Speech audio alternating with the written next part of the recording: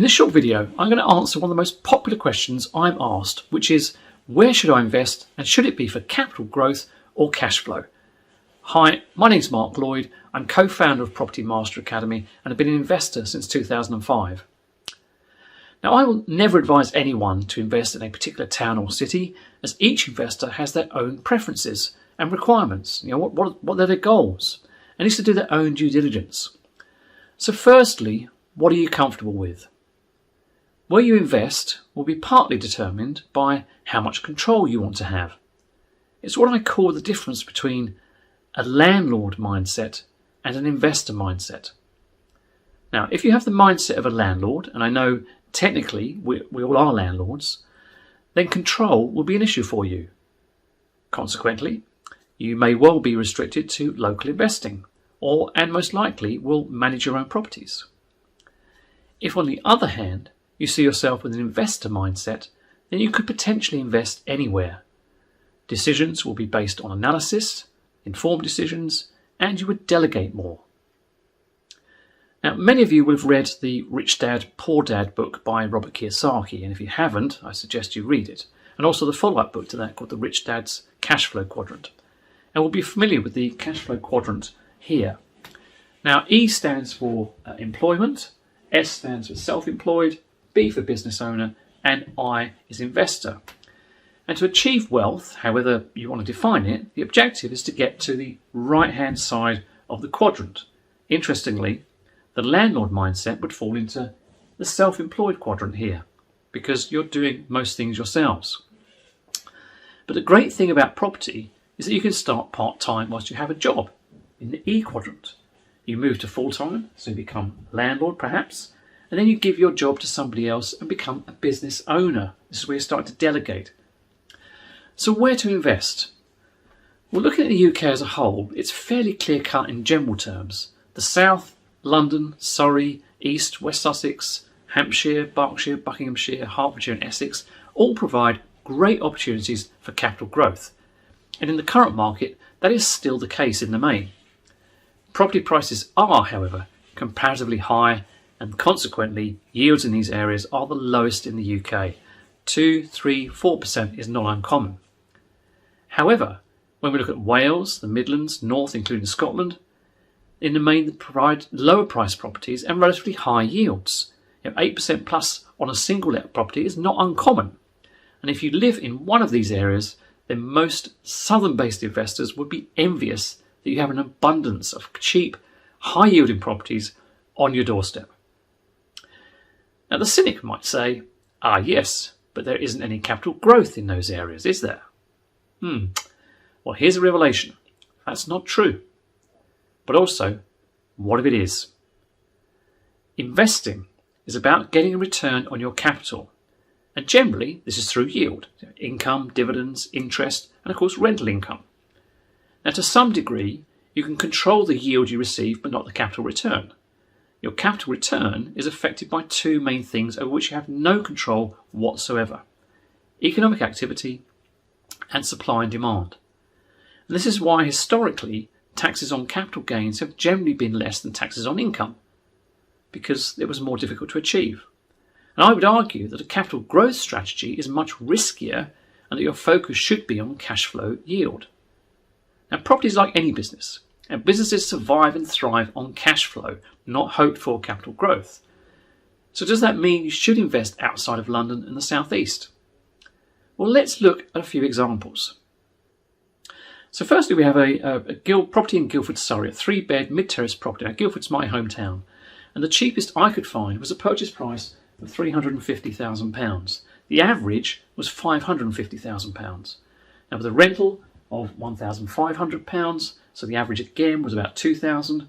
So the deposit cash needed, assuming a 75% buy-to-let mortgage, would be £87,500, which is a lot of money. The mortgage cost, assuming a default rate of say 5%, equals £812.50 per month, giving a net cash flow of £687 per month. Now this equates to return on capital, ignoring other costs, of 9.43% per annum. Now let's take a look at a property in the north, northeast in Hull, in fact. Again, this is a 3-bed terrace property with a purchase price of just £50,000. The average was about £120,000. Rental of £525 per month.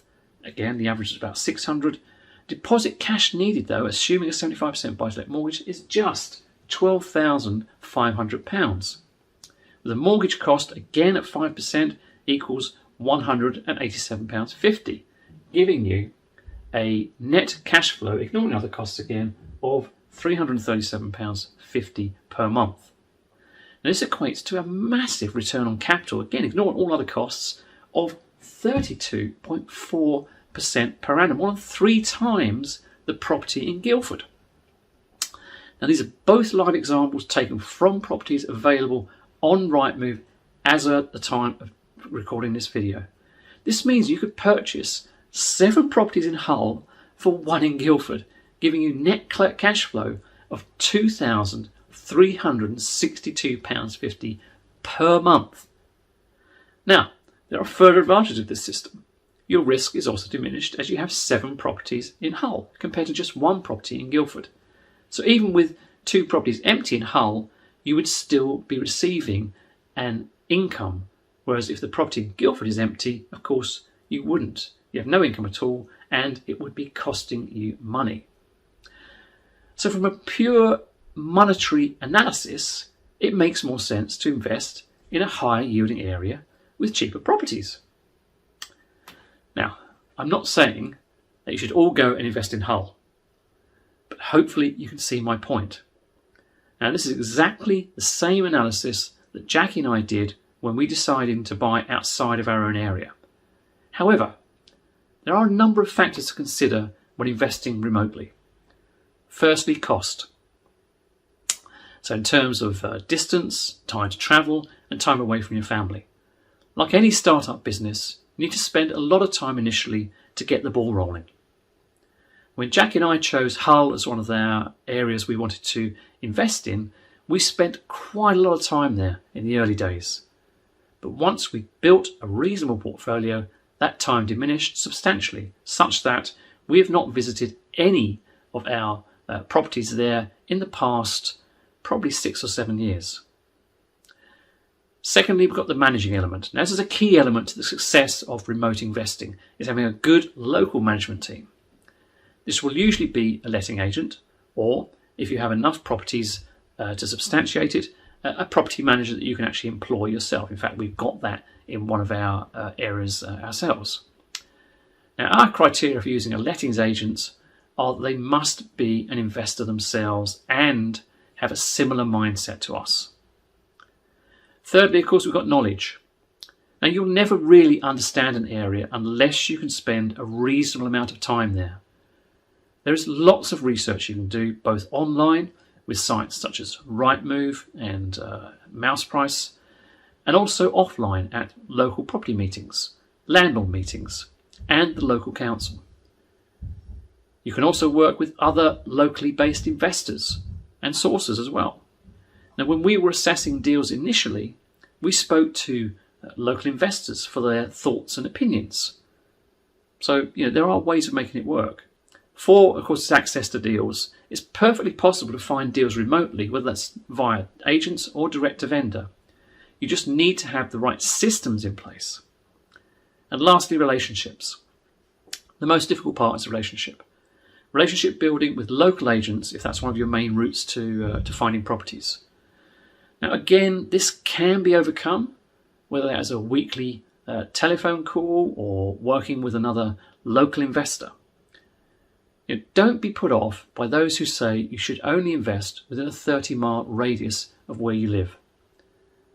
Wherever you decide to invest, the main thing is to focus on cash flow. Where you invest is up to you, but maybe focus on an area that has good cash flow with good prospects for capital growth too, and they do exist. I hope you found this video useful.